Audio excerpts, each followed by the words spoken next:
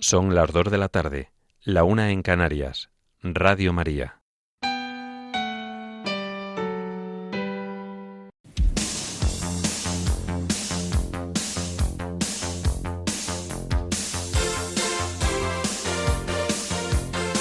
Servicios informativos de Radio María.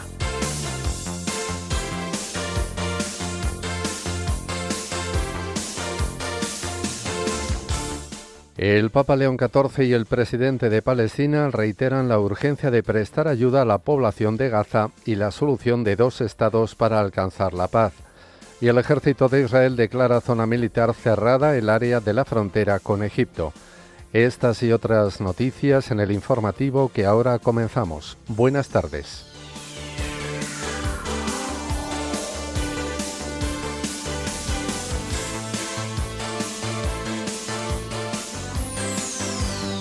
El Papa León XIV invita a las iglesias de Europa a caminar juntos para anunciar a Cristo en un continente herido. En Nigeria, la diócesis de Auchi confirma la liberación de 2 seminaristas y la muerte de un tercero tras ser secuestrados en julio. En nuestro país, numerosas diócesis celebran la memoria de los mártires de la persecución religiosa de los años 30 en España. La Iglesia en Madrid comienza los actos para preparar la fiesta de su patrona, la Virgen de la Almudena. Estados Unidos prueba un misil balístico intercontinental tras el anuncio de Donald Trump de retomar los ensayos nucleares. Aumentan a 140 los muertos por el tifón Kalmaegi en Filipinas. El Tribunal Europeo de Derechos Humanos avala que se impidiera a los líderes del proceso independentista de Cataluña ir a elecciones desde la prisión. También en España, varias familias de alumnos víctimas de acoso escolar se concentran frente al Congreso de los Diputados y solicitan reunirse con las ministras de Educación y Juventud. Y en deportes, el Barcelona empata ante el Brujas en la Champions League, mientras que el Villarreal y el Athletic de Bilbao caen derrotados.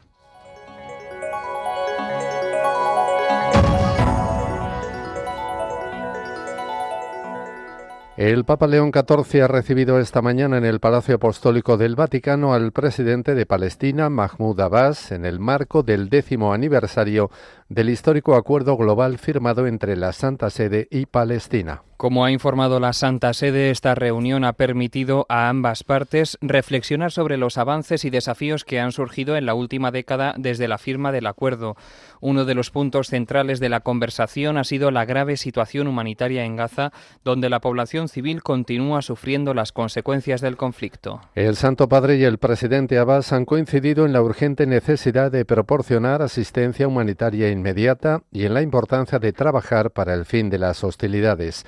Al mismo tiempo han remarcado la relevancia de la solución de 2 estados como camino viable para alcanzar una paz duradera en la región. Del mismo modo, desde el Vaticano han reafirmado el compromiso con la justicia, el diálogo y la dignidad de todas las personas afectadas por el conflicto y han subrayado su disposición a continuar promoviendo iniciativas diplomáticas que favorezcan el entendimiento entre los pueblos. Entre tanto, el ministro de Defensa de Israel, Israel Katz, ha dado orden al ejército de Israel para que declare la zona en la frontera con Egipto una zona militar cerrada ante la interceptación durante los últimos meses de numerosos drones cargados con armas, en lo que las autoridades israelíes describen como intentos de contrabando. La oficina del ministro de Defensa israelí ha indicado que en un comunicado que la orden implica ajustar las normas de actuación para golpear a cualquier parte no autorizada que penetre en la zona prohibida, con el objetivo de alcanzar a operadores y responsables del contrabando de drones. Asimismo, la Dirección de Investigación y Desarrollo de Defensa del Ministerio se encargarán de desarrollar soluciones tecnológicas en cooperación con la Fuerza Aérea,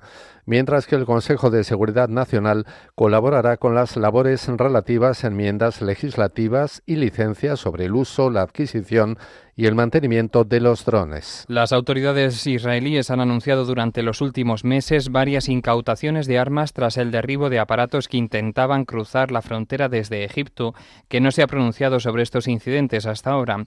Se suman a intentos similares para evitar armas a la franja, para enviar armas a la franja de Gaza durante la ofensiva militar lanzada por Israel a raíz de los ataques del 7 de octubre de 2023. En este contexto, el gobierno de Estados Unidos ha presentado un proyecto de resolución ante el Consejo de Seguridad que autoriza el establecimiento de una fuerza internacional en la franja de Gaza, uno de los puntos incluidos en el plan presentado por el presidente de Estados Unidos, Donald Trump, para el futuro del enclave palestino. La misión de Estados Unidos ante las Naciones Unidas ha señalado que los principales socios regionales respaldan la resolución del Consejo de Seguridad sobre el enclave palestino tras una reunión a la que también han asistido representantes de Egipto, Qatar, Arabia Saudí, Turquía y Emiratos Árabes Unidos, si bien no ha mencionado una fecha para la votación.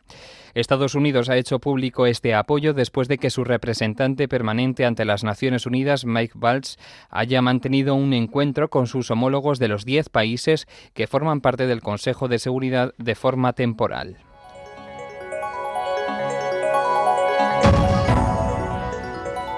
Noticias de la Iglesia en el mundo.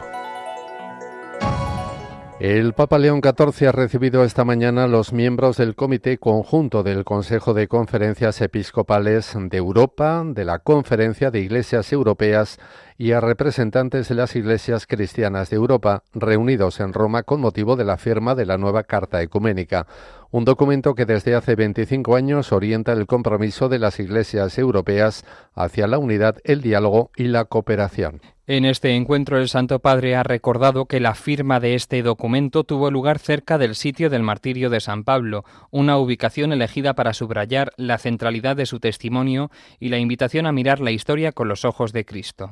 En este contexto, el pontífice ha expresado que los desafíos que los cristianos enfrentan en el camino ecuménico están en constante evolución. En este sentido, su santidad ha invitado a releer el contexto del documento original, evaluar la realidad europea actual y atender las preocupaciones comunes sobre la misión de anunciar el Evangelio. El sucesor de Pedro ha comentado que si bien hay signos positivos y alentadores de crecimiento en algunas partes de Europa, también muchas comunidades cristianas se sienten cada vez más en minoría. Al mismo tiempo ha advertido sobre el estruendo de la violencia y de la guerra cuyos ecos se escuchan en todo el continente. El pontífice ha afirmado que en estos escenarios la gracia, la misericordia y la paz del Señor son verdaderamente vitales. En esta línea, el Papa León XIV ha recalcado que solo la ayuda divina nos mostrará el modo más convincente de proclamar a Cristo en estos contextos cambiantes. Por ello, ha instado a caminar juntos para anunciar a Cristo en una Europa herida. Y refiriéndose a su próximo viaje a Turquía, donde se celebró el Concilio de Nicea, el obispo de Roma ha indicado que se encontrará y rezará con jefes de iglesias y líderes de comuniones cristianas. El Papa ha aseverado que será una ocasión especial para proclamar juntos la fe en Jesucristo como nuestro Señor y Salvador. Por último, el Papa León XIV ha invitado a seguir avanzando con unidad, paz y esperanza, impulsados por la gracia divina. Nos trasladamos ahora a África. En Nigeria, la diócesis de Auchi ha anunciado la liberación de 2 seminaristas que habían sido secuestrados durante un ataque armado contra el seminario menor Inmaculada Concepción en Ibianokpodi.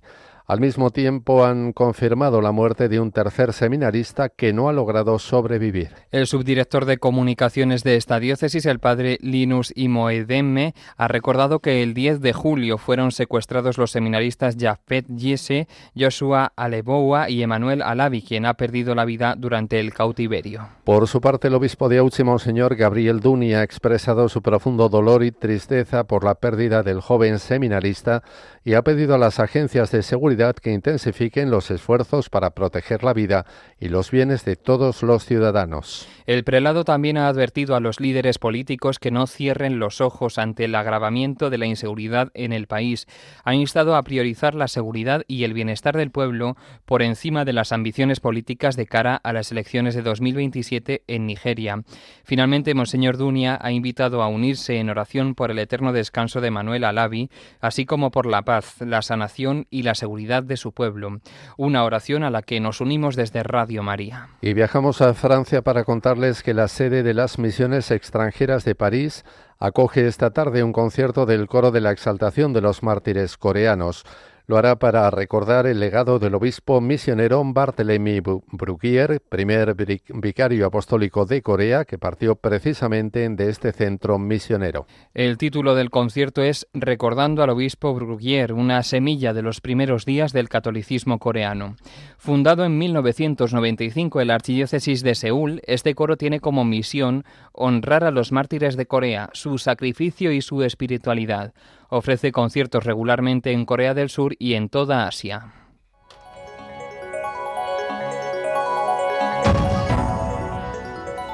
Noticias de la Iglesia en España. La Iglesia en España celebra hoy la memoria de los mártires de la persecución religiosa que tuvo lugar en nuestra nación en los años 30. Entre ellos hay 11 santos encabezados por San Pedro Poveda y San Inocencio de la Inmaculada y sus compañeros mártires. A ellos se suman 2.119 beatos, es decir, 2.130 en total, a los que el próximo 13 de diciembre se les sumará 124 mártires que serán elevados a los altares en la Catedral de Jaén. Así lo ha recordado el postulador para las causas de los mártires de la persecución religiosa en España de los años 30 del siglo XX para la provincia eclesiástica de Toledo y la diócesis de Ávila, el padre Jorge López Teulón.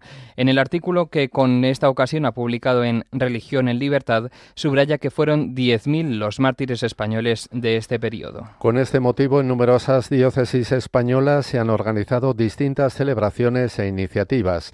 En Jaén, la catedral acoge esta tarde una jornada martirial con una conferencia, una mesa redonda y testimonios de los beatos mártires jienenses del siglo XX. Comenzará a las 7 de la tarde. En Barcelona, el párroco de San Jorge y conciliario de Hispania Mártir, el padre Antonio Gómez, presidirá a las 6 de la tarde la Santa Misa en la Iglesia de la Adoración Nocturna Femenina. A continuación tendrá lugar la entrega del premio a la investigación martirial del bachillerato del curso 2025-26. A las 7 de la tarde el padre José María Montiu, canónigo, secretario y archivero del capítulo de la diócesis de Solsona y postulador de la causa de Mosén Gil Castells Rovira y 45 compañeros testigos de la fe, mártires de dicha diócesis, impartirá una conferencia. Mientras la diócesis de Almería celebra hoy una jornada martirial diocesana en la parroquia de la Inmaculada Concepción de Adra, localidad especialmente significativa por haber dado testimonio de fe a través de varios mártires beatificados. En Málaga, a las 7 de esta tarde, en la iglesia de los santos mártires Ciriaco y Paula, se celebrará una Eucaristía para conmemorar a todos los santos y beatos de la iglesia particular de Málaga.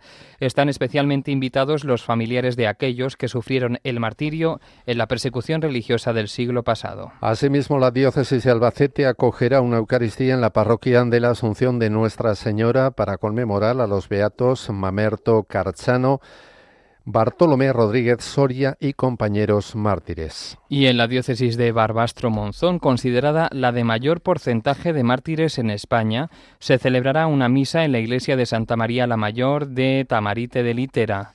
Esta Eucaristía, en la que se conmemorará al beato Florentino Asensio, obispo mártir de esta diócesis, y compañeros mártires, será a las 7 de la tarde. Por otro lado, la iglesia en Madrid ya ha comenzado los actos para preparar la fiesta de su patrona, la Virgen de la Almudena, que se celebrará el domingo 9 de noviembre. El lema de este año está en sintonía con el año jubilar que celebramos, Peregrinos de Esperanza. Ayer comenzó el triduo que se celebra hasta mañana en la Catedral de Santa María la Real de la Almudena a las 7 de la tarde. Además, hoy a las 8 de la tarde han organizado un concierto de la Banda Sinfónica Municipal en la Catedral. A su vez, durante hoy y mañana tiene lugar la ofrenda floral y solidaria en la explanada de la Almudena, enfrente del Palacio Real. Ya en la víspera, el sábado de 10 a 9 de la noche, será la ofrenda floral y solidaria del pueblo durante todo el día en la explanada de la Almudena. También el sábado se celebrará la vigilia de jóvenes en la Catedral de la Almudena. Comenzará a las 8:30 de la tarde. Una vez concluido el rato de oración, los jóvenes podrán adquirir en la Plaza de la Almudena el tradicional bocadillo de calamares preparados por la organización Nadie sin cenar en colaboración con la Delegación de Jóvenes del Arzobispado de Madrid. Y el domingo, día grande para esta diócesis, la solemne celebración eucarística comenzará a las 11 de la mañana en la explanada de la Almudena. Estará presidida por el arzobispo de Madrid, el cardenal José Cobo. En el marco de esta Santa Misa, el alcalde de Madrid, José Luis Martínez Almeida, renovará el tradicional voto de la villa. Al terminar la Eucaristía, la Virgen recorrerá en procesión las calles del centro de Madrid. Y cambiamos de asunto. El arzobispado de Toledo ha emitido un comunicado en relación al padre Francisco José Delgado Martín, sacerdote de esta archidiócesis. En este documento recuerda que en enero del año pasado el presbítero fue denunciado ante la Santa Sede por un presunto delito de calumnia y difamación contra el derecho a la buena fama por unas intervenciones en redes sociales. El sacerdote también fue denunciado por el presunto delito de impedir el ejercicio de la potestad de la autoridad eclesiástica de la misión especial al sodalicio de la vida cristiana en relación con dichas intervenciones. Además, se añadió otra denuncia por el presunto delito de provocar la aversión o el odio a la sede apostólica a través del programa La Sacristía de la Vendée, difundido a través de la plataforma YouTube. El Arzobispado de Toledo explica que después de realizar la investigación previa, abrió en septiembre del año pasado el proceso penal judicial contra el padre Delgado, siguiendo las normas procesales que contempla la ley de la Iglesia. El pasado mes de julio, el Tribunal Colegiado determinó que las imputaciones eran infundadas y carentes de valor probatorio. La sentencia afirma que no consta ninguno de los delitos por los que se le acusaba al sacerdote, declarándolo así inocente. En su nota, la Archidiócesis de Toledo lamenta que el comunicado que emitió en febrero del año pasado haya podido generar interpretaciones erróneas que dañaron el buen nombre y la fama del padre Francisco José Delgado. Asimismo, lamenta que la imposición de medidas disciplinares como la prohibición de usar medios de comunicación o redes sociales haya sido interpretada como una condena impuesta por el Arzobispado o la Santa Sede, algo que es rotundamente falso, afirma esta institución. Al mismo tiempo, el Arzobispado de Toledo expresa que valora la buena actitud del padre Francisco José Delgado. La archidiócesis asegura que desde que se impusieron las medidas mencionadas, siempre ha mostrado obediencia y respeto escrupuloso al proceso canónico y a sus superiores, permaneciendo en plena comunión eclesial a lo largo de todo el proceso. En consecuencia, el Arzobispado de Toledo considera que queda restablecida la buena fama y reputación del sacerdote Francisco José Delgado como presbítero de esta iglesia particular.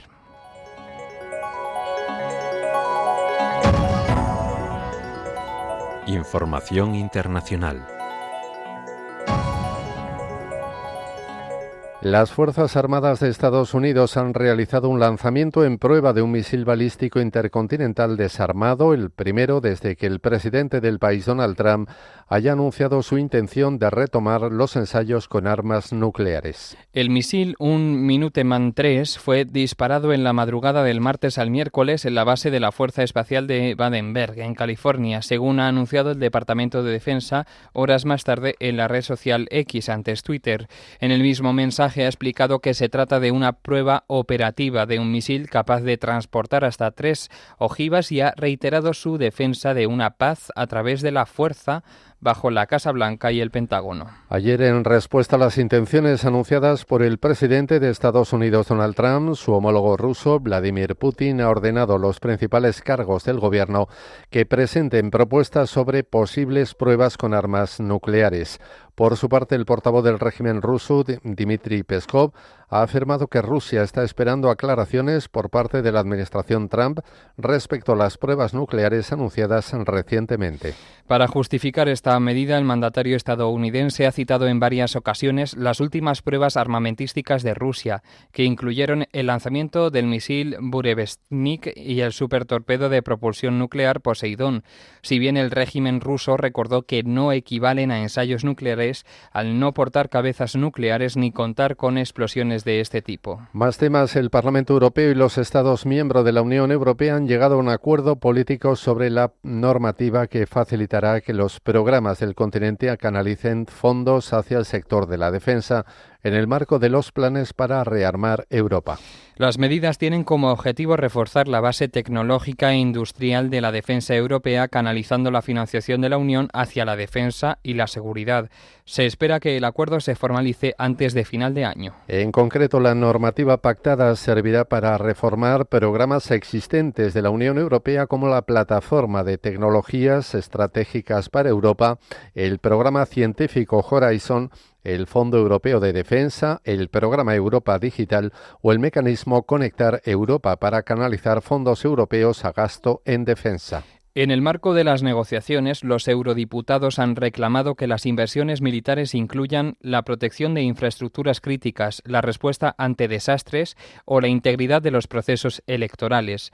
También han priorizado que la legislación permita un mayor apoyo a la industria de defensa de Ucrania y garantice su participación en el Fondo Europeo de Defensa. Y la cifra de muertos por el paso del tifón Kalmaegi por Filipinas ha ascendido ya a más de 140, según el último balance difundido por las autoridades del país, que han declarado el estado de calamidad ante la gravedad de las inundaciones. Fuentes de la Oficina de Defensa Civil han indicado que, además, más de 100 personas siguen en paradero desconocido, por lo que la cifra de víctimas mortales podría seguir aumentando durante los próximos días. Tras el paso del tifón, cerca de 1.400.000 hogares se han quedado sin conexión a la red eléctrica y es una cuestión que ha dejado 7 millones de afectados, según las estimaciones del Departamento de Energía. El presidente filipino Ferdinand Marcos Jr. ha aprobado la declaración del estado de calamidad nacional debido a la magnitud de las zonas afectadas por y las que se verán afectadas por otra tormenta que se prevé que toque tierra entre la noche del viernes y la madrugada del sábado. Más noticias. La Piazza del Popolo, uno de los espacios más emblemáticos y monumentales de Roma, se convirtió el martes en el escenario de una potente campaña en contra del proyecto de ley que está debatiendo el Senado italiano para legalizar el suicidio asistido. 200 sillas de ruedas vacías a las que se ataron cuerdas con globos rojos fueron dispuestas en filas en el centro de la plaza por la asociación Pro Vita y Familia como parte de un flash mob con el título No me mates. La iniciativa buscaba denunciar visualmente de modo contundente lo que la organización considera una deriva eutanásica en Italia. Actualmente en Italia, quien causa la muerte de un hombre con su consentimiento está sancionado con penas de entre 6 y 15 años de cárcel. Sin embargo, el Tribunal Constitucional matizó en 2019 en parte esta legislación. El Senado italiano empezó en 2022 a estudiar un proyecto de ley que regulaba la potestad de un paciente de pedir asistencia médica para morir con base a determinadas condiciones, como por ejemplo que sea mayor de edad o que sufra una patología irreversible. Según Pro Vita y Familia, las 200 sillas vacías representan a los enfermos, discapacitados, ancianos y personas vulnerables que, en palabras de la asociación, piden al Parlamento más cuidados, más derechos, más dignidad, pero se ven enfrentados a cínicas vías rápidas hacia la muerte. Los cuidados paliativos, según la organización, llegan solo al 33% de quienes tienen derecho a ellos, con regiones italianas donde la cobertura desciende incluso al 4 o 5%. Es un dato dramático, según aseguran, que deja a miles de familias sin asistencia.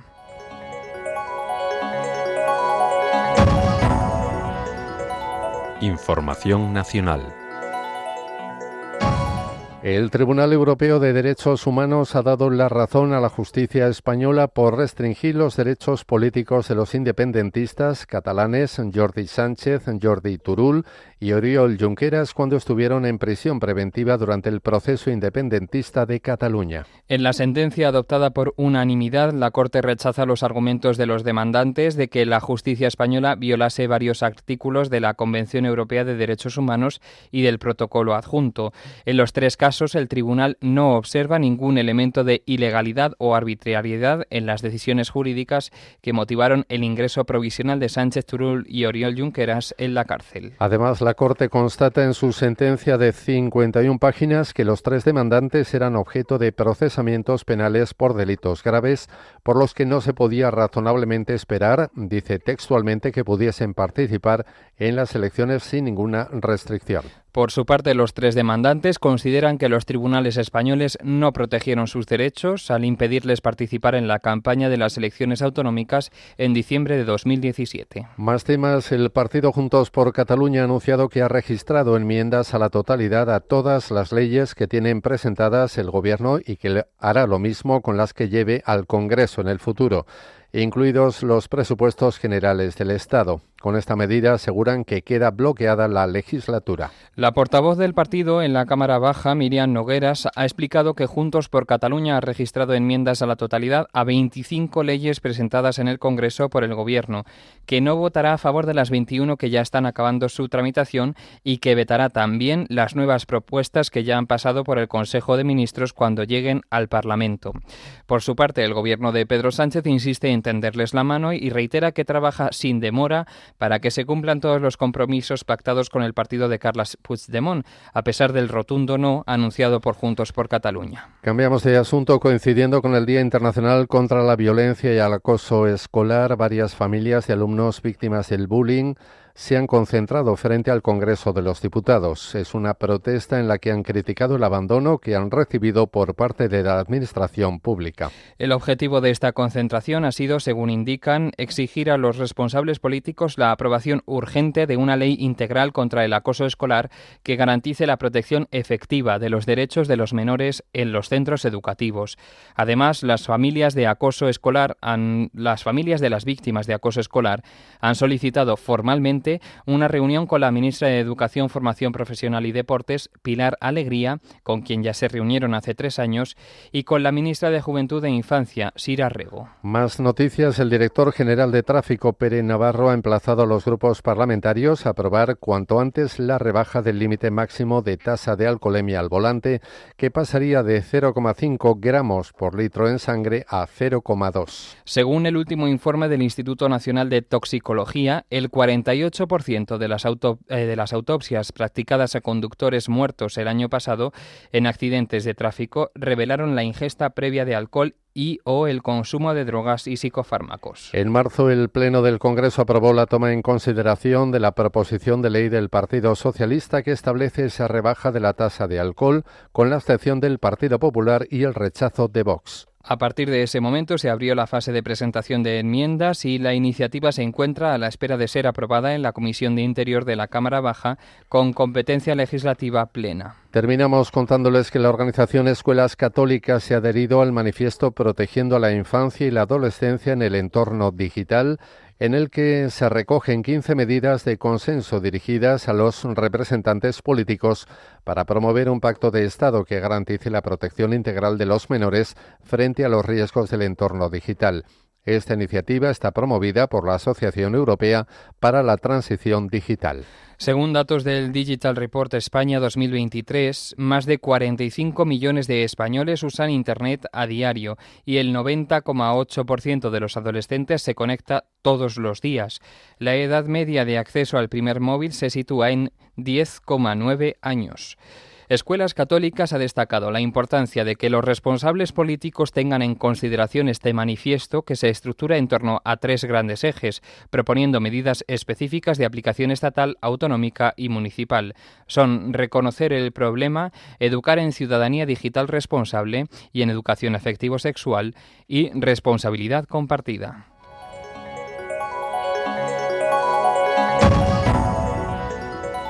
Información deportiva. Les hablamos de fútbol. El Barcelona logró anoche firmar un empate a 3 ante el Brujas en la 4ª jornada de la liguilla de la Champions League, gracias a los goles de Ferran Torres, Lamine Yamal y Tzolis en propia puerta. Con este empate, el Barça suma un punto que le coloca en la 11ª posición. Por otra parte, el Villarreal y el Athletic de Bilbao cosecharon sendas derrotas. El Villarreal perdió 1-0 ante el Pafos chipriota, lo que hunde al equipo de Marcelino en la tabla. Se sitúa 32º con 3 derrotas y un empate. Además, el Athletic de Bilbao perdió por 2-0 ante el Newcastle inglés y es 27º en la clasificación con 3 puntos después de 3 derrotas y una victoria. En la Europa League hoy disputan sus respectivos partidos, tanto el Betis como el Celta de Vigo. Los verdiblancos reciben en el Estadio de la Cartuja al Olympique de Lyon a las 9 de la noche en un partido en el que lucharán por la victoria ante un rival directo por el top 8. Además, el Celta de Vigo se enfrenta en Croacia al Dinamo de Zagreb a partir de las 7 menos cuarto de la tarde, con la intención de sumar su 5º triunfo consecutivo ante un equipo que está invicto en la competición. Por último, el Rayo Vallecano se enfrenta al Lech Poznan polaco en la 3ª jornada de la fase de Liga de la Conference League, en un duelo en el que los madrileños quieren mantener su buena racha y lograr una nueva victoria para asegurar el top 8.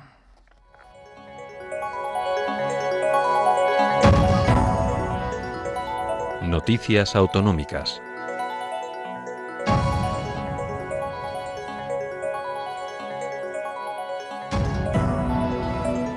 Nos desplazamos ahora hasta las Islas Canarias, donde hoy el presidente Fernando Clavijo defenderá en Bruselas el mantenimiento de las regiones ultraperiféricas.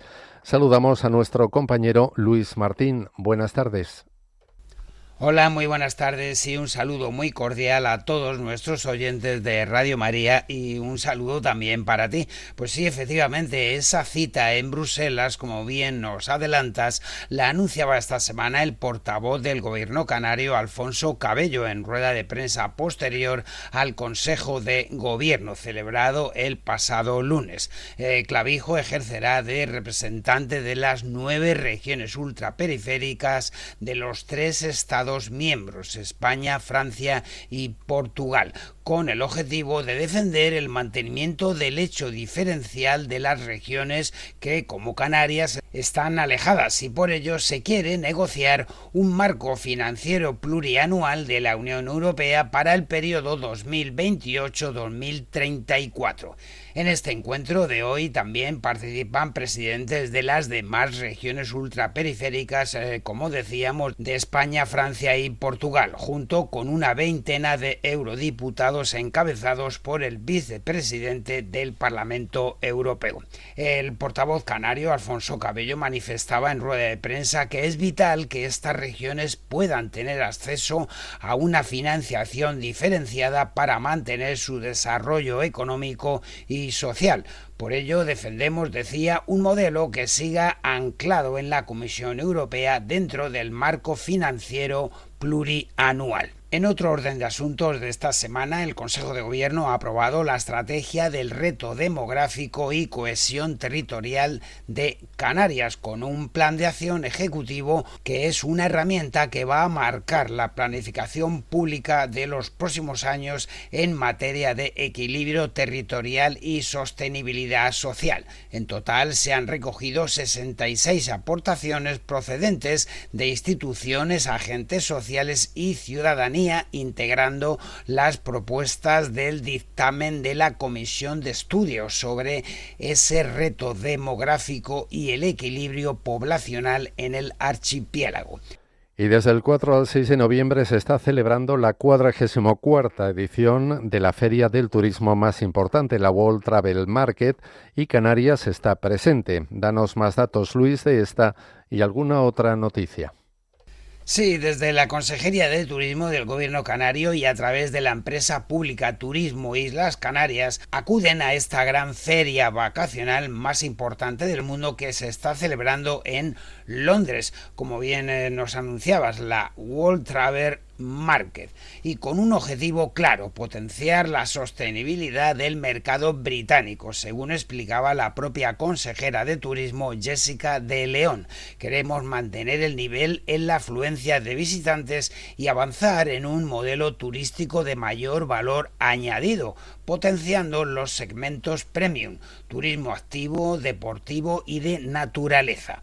En total son 250 profesionales canarios que están presentes en esta feria, procedentes de 150 empresas e instituciones. Los segmentos que se enmarcan en el Plan Estratégico Canarias Destino 2025-2027, manifestaba la consejera, no solo diversifican la oferta, sino también atraen a un perfil de visitantes más activo y sostenible.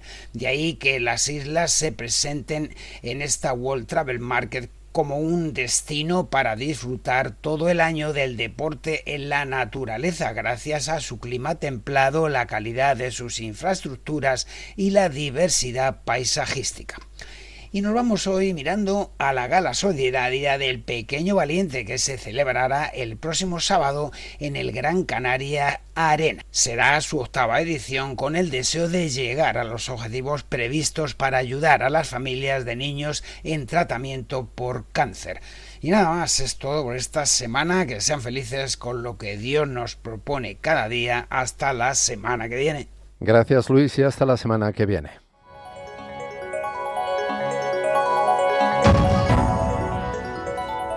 Y finalizamos este informativo con la previsión del tiempo realizada por Miriam Herraiz. Esta tarde tendremos en Galicia y en Pirineos precipitaciones que pueden ser de moderada intensidad. En el resto del país los cielos estarán cubiertos con la probabilidad de precipitaciones débiles. En Cataluña se formarán chubascos acompañados de tormentas que serán más dispersos y en cualquier punto. No se descarta que sean de fuerte intensidad. El viento soplará con mucha intensidad. Ahí donde llueva no se descartan manegas marinas o tornados. La mar estará alterada en Canarias, en el Estrecho, en Galicia y en la costa cantábrica. Y las temperaturas de nuevo bajarán ligeramente, tanto las mínimas como las máximas. Y mañana viernes llega un nuevo sistema frontal. Un sistema frontal es una zona de interacción entre dos masas de aire con características diferentes de temperatura y humedad. Entrará por Galicia y dejará allí precipitaciones de moderada intensidad, acompañadas probablemente de tormentas. Se irán extendiendo por todo el oeste, el sur y el centro de la península. Podrán llegar a últimas horas de la tarde a la franja mediterránea peninsular. En Canarias no se descartan algunas lloviznas débiles. El viento en general soplará con fuerza, especialmente en el noroeste, aunque también se hará notar en amplias zonas de todo el país. La mar seguirá alterada en Canarias, en el Estrecho y en las costas gallega y cantábrica. Y las temperaturas mañana bajarán las mínimas, pero sobre todo lo notaremos en las máximas.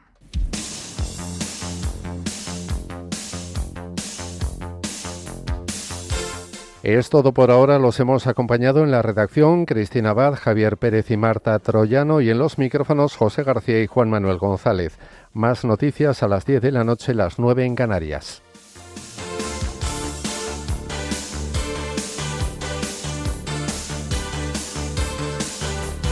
Informativos de Radio María.